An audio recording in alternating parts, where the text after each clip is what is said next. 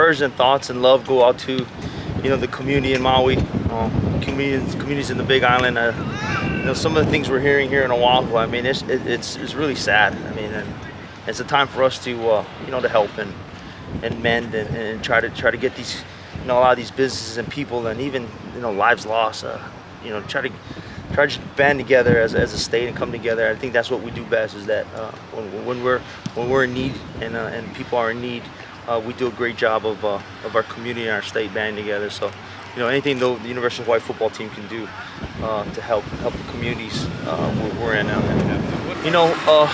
Today was a big business day for us. Just trying to get a good Wednesday practice in. Tomorrow we take off, and so had a lot of situations. So, the thing I told them is just say, let's just focus on what we can control. And if they really had some family issues that they needed to get to, we'd be more than happy to help. But with our Maui boys, their minds can, they're thinking about their loved ones and they're thinking about their families, and so it's a tough situation. But when we walk out these gates, the reality hits, and we'll make sure that we're checking up on our guys, checking up on our family, checking on our friends, and making sure people are okay. And there's a lot of we're just so closely knit, tied together. I mean, we're one extension away. There's family members, there's workers, there's people that have uncles, aunties, cousins, friends, grandparents, just all living there in Maui. And so our thoughts and our prayers are out to them. And again, anything we can do to help, man. I mean, it's we're in the daily grind of training camp, but the Hawai'i football team is here to help anyway. You talk so much about this team representing all of Hawaii and this team becoming part of the fabric of every single person that lives here. And so is it important, do you feel like, to talk about these things for your players to know what's going on, even though it's on a neighbor island? Sure. And, just the state means so much to us, and this program means a lot to the state. And so when they hurt and the community's hurting, we feel it here. And again, it's just one of those things that Hawaii is so unique, that we're so closely tight-knit. And our prayers are out with those families, and it's a tough situation. So, but we'll talk about it and make sure that we stay on course. But at the same time, if things need to be taken care of or handled, that we keep in mind that we just play a football game. The real life problems are out there, and that's important. That's what's the most important thing.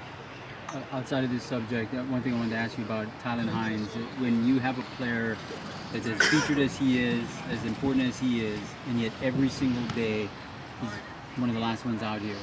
Like punt returning today, yesterday was catching passes, other days it's running back situations. How much easier is it to ask your guys to go above and beyond when someone like him is doing that? Tylan's a good player, man, and we ask him to do a lot. And right now he's picking up all his receiver reps and getting his things dialed in at the receiver position as well as the running back position. So, he does so much for our team. He is one of the leaders on the offense, being so young and only in his second year. We expect Tylan to be great. He's my dark horse to be the Mountain West Player of the Year. With the amount of touches and the amount of yards I think he's going to get, and touchdowns and value he brings, special player. One thing that we've seen here now the last week or so, it was mentioned in the newspaper as well, so I don't think I'm letting the cat out of the bag too much, but Solo Vaipulu taking reps in the backfield. Saw him catching a couple passes out of the backfield here today. Can you talk about the approach there and what the thinking is? Yeah, running shooters always had a big back, for protection. And so, Solo kind of fits the bill a little bit for us if we do need to go down that route. We've been short backs a little bit. Mojo's been out for a couple weeks, but Solo kind of fits the the Reagan Maui, the West Kilikipi, run and shoot type back. And so it's good to see him back there. I think he caught a first down today. Keep the chains moving. He put a move on Logan Taylor yesterday, which was really nice. We won't let Logan forget about that.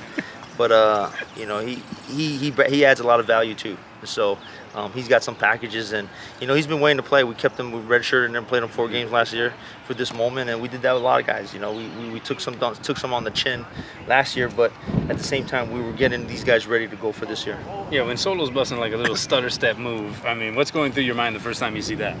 Yeah, it's the big man running downhill, and he does a great job, and he takes it all in stride. He does well at he's been solid at center, he's been solid at guard. Now we got him in some other places, and so he's going to add value to our team.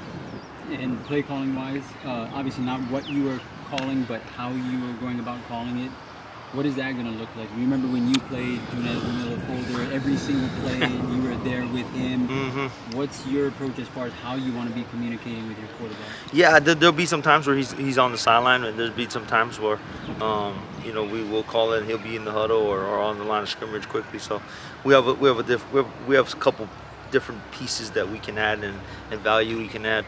I think when you see us out here, a lot of the situational stuff is 2-minute or 4-minute, or we're always working a different type of situation. So we have the ability to call in a couple different ways. I think now, really it's just, when I look at this team, it's about cleaning up our execution and our details. And so for the defense, I think they're doing a really good job.